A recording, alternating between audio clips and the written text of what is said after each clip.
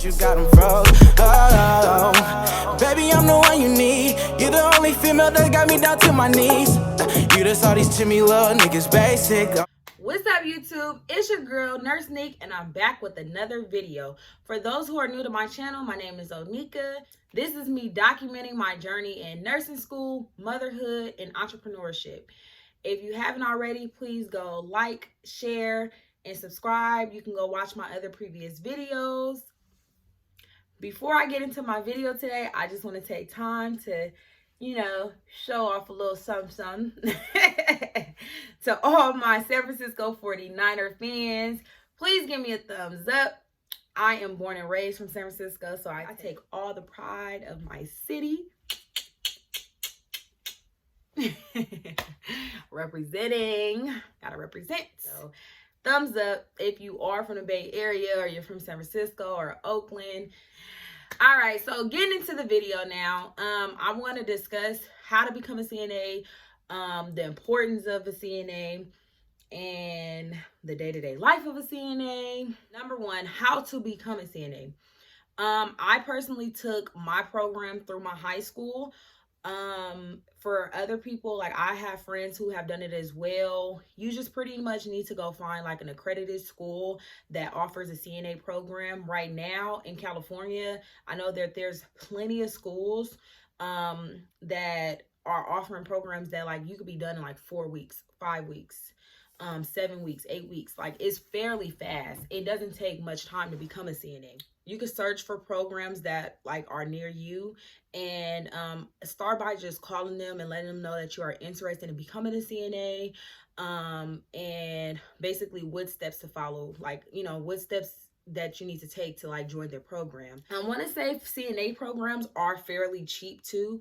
My program, I did it in high school, so it was completely free. I did not have to pay for it, but I think like it should be no more on average between $800 and like $1,200, because I'm sure like you have to get maybe some books, your clinical, your scrubs. So it shouldn't be too much. And I also think that because I have like done my own research on certain CNA schools, and I know that they also do offer payment plans, which is really good. So if you don't have all the money up front, you can do like, monthly payments, or, at least do a deposit to secure your seat. And then by the end of the program, pay the rest off. So once you pretty much find your school, you contact them, and then, you go through all their steps of process. For CNA, you do have to do a drug test. You do have to do a background check. And, like you have to go through like your immunization records. That was like the steps that I had to go through my program. I'm sure it follows pretty much, because I even had to do that for my LVN program as well. So I think it follows the same thing like with all schools. Well, at least they should. So if they're not, then yay for you. But generally that's what they do, ask for a drug test background,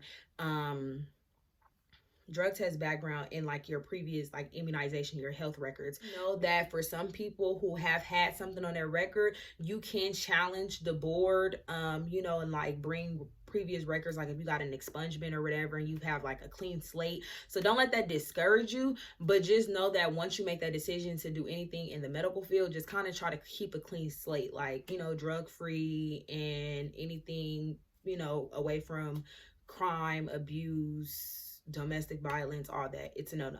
So once you get that, you start your program. Like I said, now they're fairly fast. For me, it was a little bit longer, but CNA school is not hard.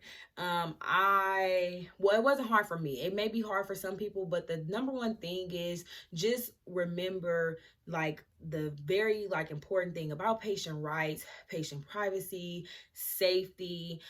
Those are main things that like, they really look for, especially with CNAs, because you guys are interacting. We are the frontliners, in healthcare. So that's what they just want to know, like that we are, protecting and helping and supporting and respecting our patients.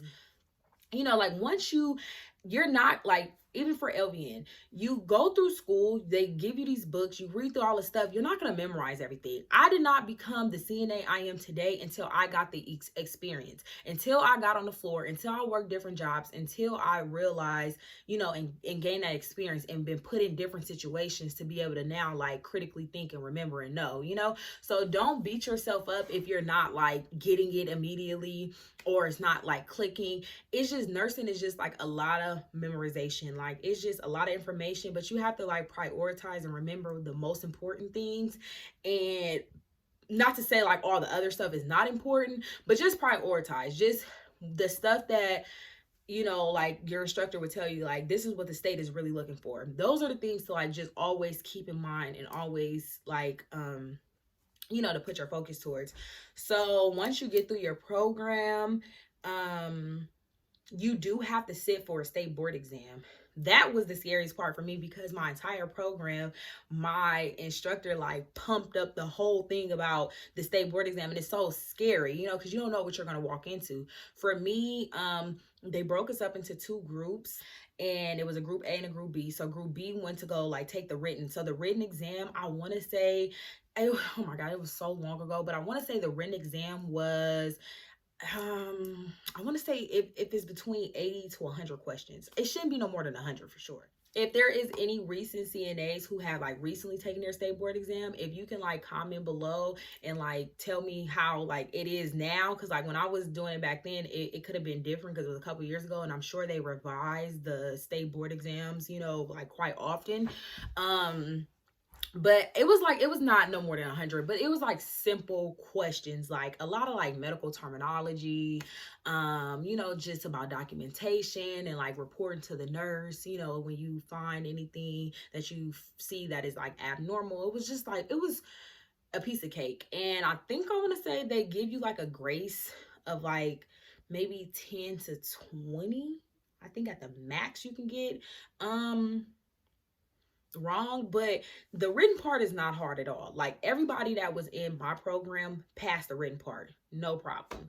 So it was the skills part that the skills part was the difficult part for a lot of people. So the skills part is broken up into 3 parts. It is a vital sign, and then it's a ADL, and then it's like a range of motion or something. So for me personally, I remember that I had got respirations, range of motion, upper extremity, and I believe it was denture cleaning. Yes, I had got denture cleaning.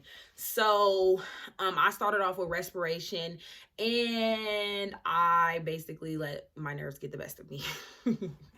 So what happened was, as you guys know, you don't, when you're counting the respirations, which is the breaths of the patient, you know, when they're inhaling and exhaling, you don't want to tell them that you're counting it. So when we're counting the respirations, we count at the pulse site.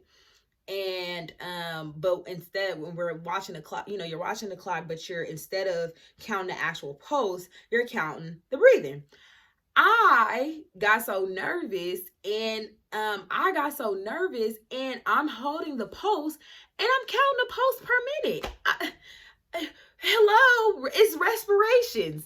So she tells me, write down what you got. And so I wrote it down, and she was like, no. She was like, I did not get this. And she was like, think about what you're doing and try it again. And I was like, okay. So I'm thinking, I'm like, Onika, you just counted the pulse. Like, you're supposed to be counting respirations. So I said, okay, I'm ready. Can I do it again? They give you 2 times for the vital signs, because vital signs can be very tricky, and especially for CNAs. For me, we didn't get all the experience that I wanted to with vital signs because it's so new. But now I get it so well in my LVN program. It's like I'm on it. So I did it again, and I'm starting to count her respirations. And I remember to this day, it was 14. And I thought about it because I'm like, well, for respirations, well, they say 12 to 20, because I mean that's like an average, but I was thinking like maybe that's too low. So I was like, maybe add a couple to it or something. And I was like, no, if that's what you got, that's what you got. So I put 14 down. And then she was like, okay, that's it, next. And then you go to the next station. And then so I did my range of motion. Range of motion, it was pretty easy for me. You're just, doing adduction, abduction, and flexing the wrist, and circulating the wrist and everything. So it was like fine. I did fine there. Then I moved on to dentures. And dentures is obviously so much more easier because it's not like you're doing anything on the patient. So you're just telling them like, hey, I'm going to clean your dentures, Mr. Smith. And, you're just doing it's role playing. You're not really doing this on actually somebody. They're dummies that's in the skills lab that you're doing this on in front of the state.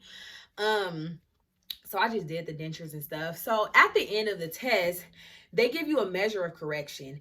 And so you're sitting there, it's about 2 or 3 nurses, and they ask you.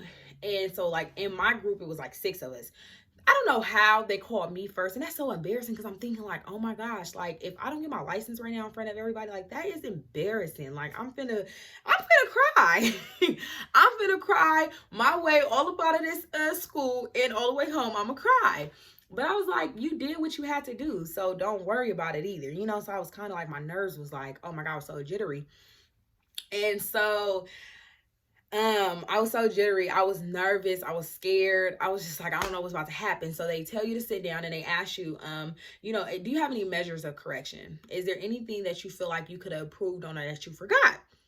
Honestly, I was like, and I said at first, like, something like, I know I messed up on my respirations, my vital sign part. And I said I was so nervous. I counted the pulse first instead of the respirations. But I was like, on the second time I counted it. And then she actually had lifted up the paper and she wrote what she got next to mine. And it was the same exact answer. So I was like, okay, there you go. 14. That's good. Far as the other skills, because not necessarily at that point when you're done, you just think you're done. So you never want to say like, oh, I got it all. Like I didn't make no errors or anything, because they don't want to see that arrogancy. Like they don't want to see that you just feel like I know it all. I got it. I said what I did do. So I reversed it on them. Instead of talking about what I didn't do, I talked about what I did do. And I feel like that's very important. Let's talk about the positives, not the negatives. Not every procedure is going to be perfect. Your first day on the floor as a CNA, it's not going to go perfect, So I just was like, I provided privacy. I made sure I introduced myself. I did 2 forms of ID, identification of the patient. I checked their name, their date of birth. I made sure like safety, the wheels was locked. I put the bed to my working height. Like, just stuff like that, just to let them know, like, I don't remember everything I didn't do, but I do know what I did do. And those were my strong points, period. After they gave me that time and it was like, okay. And they kind of just talked to each other. And then all of a sudden they started writing out all these papers. And I was like, dang, what's going on? Like, I'm just waiting. And I came in and they was like, okay, so can you just sign here, sign here. This is your license. It's going to be mailed to you. And I was like, oh, I'm a CNA. Okay. I'm ready to get paid. I mean, even though like my first job was only $11 an hour, but I was like 18 years old at that point. I mean, I was 17 because I was in my CNA. I did medical assistant 18. I was 17 years old. I'm like, I'm finna get paid. Like, I'm okay. Like, my life is great now. Like, I got my first license. So I was just excited, man. And and it was very hard because it was, I believe, 23 of us that took our test that day. And out of 23 people, only 7 people walked away that day with their license. And it was just simply the skills. A lot of people let their nerves get the best of them. And another thing was when the groups who had went before us that didn't pass and they came out crying, and then people else's emotions and their experience hinder you from yours, because now you're going to walk in there hecka scared because y'all just failed all these people. We was in the same program. We learned the same thing. So if they don't get it, I don't get it. Don't think like that. I was like, I'm like, I'm so sorry. I'm sorry. If y'all want to hug, but I stayed my energy in one corner. And I just kept praying to the Lord, because that's the only thing I know that's going to help me get out of this situation. It's a good prayer. Yeah, I just focused on praying and just focused on what I need to focus on. That was just it. So it was a really good experience though. Like I mean, if I can go back and do it all over again, I would. It's not hard. It like now having that experience and going through it, it's like CNA, piece of cake. LVN, I'm getting through it. I don't want to say piece of cake yet and jinx myself, but it's okay. Like if you're studying, taking the time you need, and doing what you like, putting that energy into it, you're gonna pass. Just keep a positive mind. That's all you can do. You can't beat yourself up for that one time you failed an exam. That should be your motivation to come back and get 100% the next time. Like the pros and cons of being a CNA, my biggest pro of it is it's a great way to start getting in the field. It's a great way to gain the experience you need to become more hands-on. CNA, you get to have that interaction with patients. You get to learn, being in an actual facility or hospital, and you just get the tools that you need to get you going and get you started in the nursing field. And I feel like it's a great way if you don't know if nursing is for you. And the nurses who have been CNAs prior to going to school, they are amazing nurses. It's a big difference between a nurse who went through CNA school first and was a CNA or has some type of experience, dialysis technician, something with patient care, versus nurses who just graduated straight out of school with no experience. And it's no shade. It is what it is. I'm telling you because I know, you have new grad nurses that they're so book smart. They know the stuff, but they are so timid and they are so afraid of patient care. They don't want to get vital signs. They don't want to do this. They just delegate everything to the CNAs. Oh, go do this, go do that, go do this, go do that. They don't want to do their rounds. They don't want to do anything. They're just so scared. I have had nurses before who are new grads that are scared to just pass the medication to patients. They'll say, "Oh, can you come with me? I'm gonna pass this med." And I'm just thinking, well, I got a brief to change. I got some trays to pass. I got a bed to make. I got all of my other stuff to do. I can't come with you, girl, on every patent med pass because you scared to go in there and talk to certain patients. Like you getting paid some good money to do what you need to do, and I ain't getting paid. If I'm gonna get paid your payment, yeah, I help you out. But I always been at CNA because I know like it's hard for new nurses. They don't know the facility, and obviously, as you guys see, I am a friendly face, and I'm very outgoing, and I have a good personality. So they do always attract to me and say, like try to talk to me and figure out, hey, do you know this patient? And if I do this, if they're gonna do this, So I'm very open to it, but I definitely see the difference and nurses who went through previous training and nurses who just went straight through school. So, it is what it is. Like, I take my hat off. I love my nurses who have experience because they're just not like, they appreciate their CNAs. They understand what we're going through. Nurses who just went through school, they just like, I'm a nurse. I don't have to do that. I didn't go to school for that. That is my pro about becoming a CNA. My negative with CNA is just my cons about being a CNA. CNAs are not appreciated. Like, we are very overlooked. There's not always a lot of support for CNAs. They just, to be honest, like, I'm gonna just call it how I see it, point blank period. I feel like CNAs are looked at like the bottom of the barrel, and it's just like, oh, you're just a CNA, like, and it's just like, well, look, I went to school, I took time out to try to help myself and better myself and go to school and do something. So don't discredit because you went and did 4 years and become a nurse that, as if I is less than of knowing, or I don't know because I'm just a CNA.